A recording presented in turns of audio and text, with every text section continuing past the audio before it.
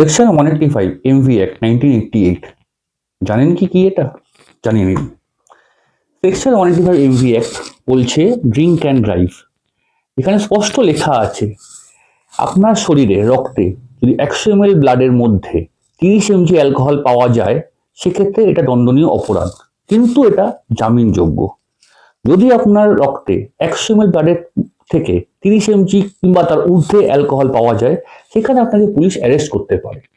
এবার police arrest করলে আপনার কি করণীয়? আপনার কোনো চেনা পরিচিত অ্যাডভোকেটকে ফোন করুন অথবা আইনি সহায়তায় জেনে নিন কিভাবে পিআর বন্ড নিতে হয়।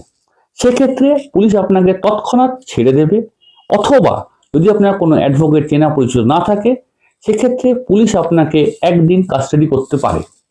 কাস্টাডি করলে কি হবে, 24 ঘন্টার মধ্যে পুলিশ আপনাকে ম্যাজিস্ট্রেটের সামনে পেশ করবে এবং সেখান থেকে আপনাকে জামিন নিতে হবে।